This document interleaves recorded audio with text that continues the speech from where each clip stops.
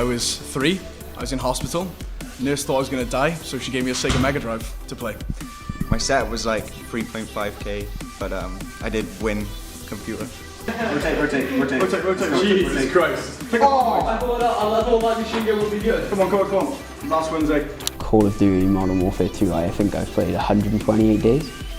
Nice, good job guys. Let's go boys! Oh, no. You tend to snack more because you haven't got time because you need to get back to your game. I don't really think it's even an addiction. I just think it's quite stupid that it can even be classed as an addiction.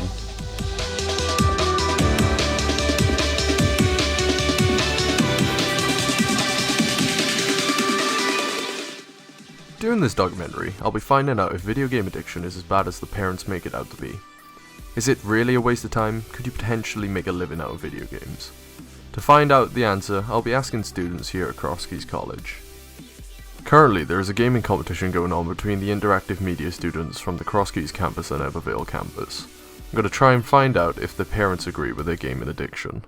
What game do you spend the most hours on? League of Legends is my main game. I actually counted up my hours a few weeks ago and it comes over 10,000 hours. So I've been playing it for 5 years, so yeah. Do your parents agree with it? Yes and no. I do take it a bit too seriously now and then, but it's like I spend a lot of time on it and I explain it to them, and they agree to it to some extent. Probably not the amount of hours I play on it though. How many hours do you spend a week on gaming? Like over 50 hours a week. Do your parents agree with it? No, not. They always tell me to get off the computer, like to do work and stuff, but... Do your parents agree with your gaming? No, not at all. Absolutely 100% no. No? My stepdad does because he's a gamer himself, but my mother not so much. After finding out if their parents agree with their gaming, I'm going to find out how much they spend on in-game items, the setup, and even games in general. How much do you spend in-game on items? Oh god, a lot. The most I've spent is £50, but I've been betting quite a bit. I've lost about 500 quid in the last 2 weeks. How much do you spend on games? It depends, probably about 40, 45, I wouldn't go more than that. How much was your setup? My set was like 3.5k, but I did win computer. You won a computer? Yeah. How did you win a computer? Went on a YouTube video, commented on a video. How much was your setup? My setup, I recently just built a new computer, so I'm trying to think. I think it all came to over 1,400 and something £.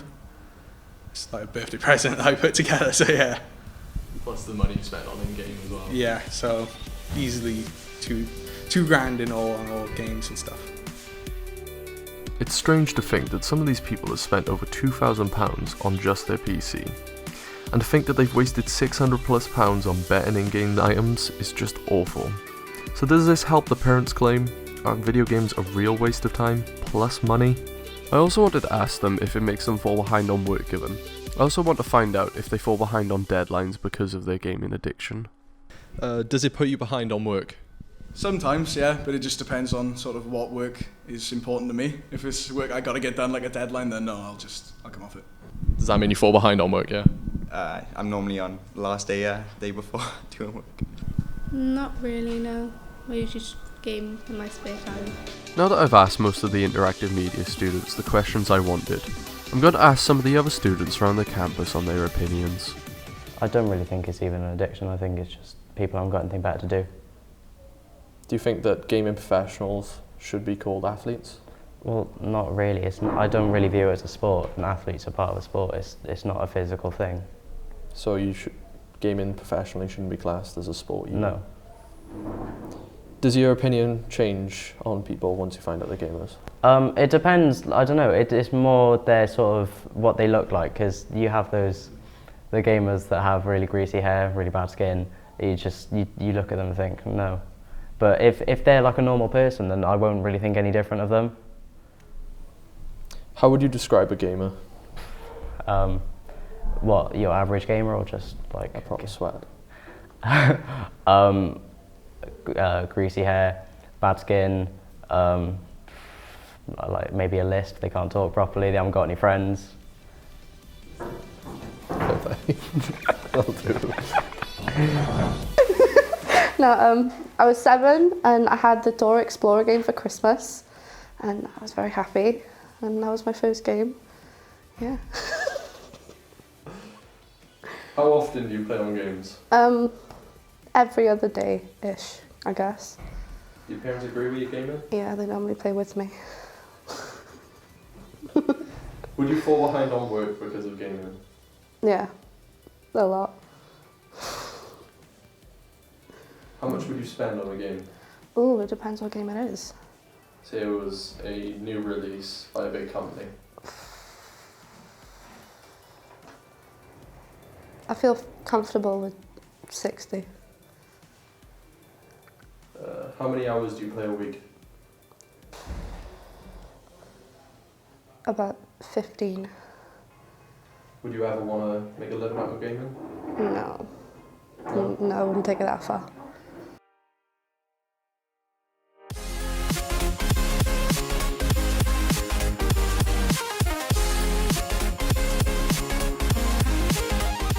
How often do you game a week? If I'm not in college, I'd say probably around 30 to 40 hours. What games are A range, but usually Smite or COD. that? Would you say you game professionally if you could? Easily. Yeah. They make millions now. I think So- anyone would take $1 million for like anything, Would you make a living out of gaming? if possible. It'd be the easiest job ever. I'd just be doing what I wanted, like what I do anyways, for no money, for money. Is that your dream job? I wouldn't say I aspired to do it, but if the opportunity ever came, I'd probably take it.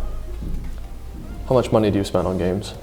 On the actual game, probably like £60, but like in game, I spend way too much, like probably over £100 on each game. Is that like overall or per like month, £100? That's probably like individual games. I'd say like with like DLC and in-game purchase, I probably spend over £100 on every game I play, if I enjoy it. What's the game you spent the most hours on? Call of Duty Modern Warfare 2. I think I've played 128 days.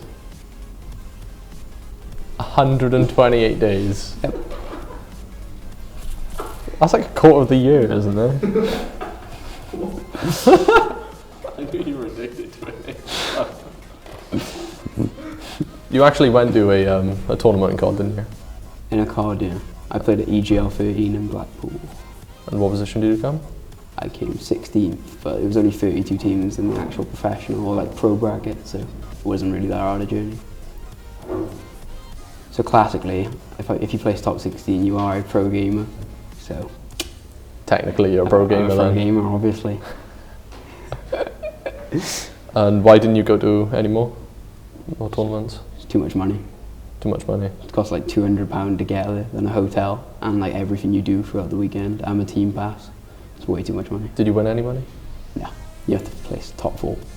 Before I started this documentary, I curated a survey about video game addiction. Out of the 15 people who answered the survey, 80% of them were gamers. I asked questions about esport players and if they could be seen as idols amongst children these days. Out of the 15 responses, 8 people said they shouldn't even be classed as athletes. They should be classed as esports players. The other 7 said that they are mentally but not physically. One person went as far to say, yes, they are competing at the highest level possible, and in my opinion, if you are competing at the highest level in anything which takes a particular skill, you should be classed as an athlete because after all, it does become a way of life, and if you need to practice day in and day out to be able to compete as a professional. I also asked if esports should be classed as a sport. Out of 15 responses, 8 people said no, and 7 people said yes. A lot of the people who said no was it because they didn't think it was a physical activity, but someone who said yes said, if darts and chess can be classed as a sport, why can't gaming? I asked, does your opinion change on people once you find out if they're gamers? If yes, why? Everyone had the same opinion on this question, saying that their opinion wouldn't change if they knew they were a gamer. Most people said that it would bring something up to talk about and maybe make their interaction with that person less awkward. After I asked if they were gamers, I asked only the gamers to carry on. I wanted to find out such things if their gaming changes their diet.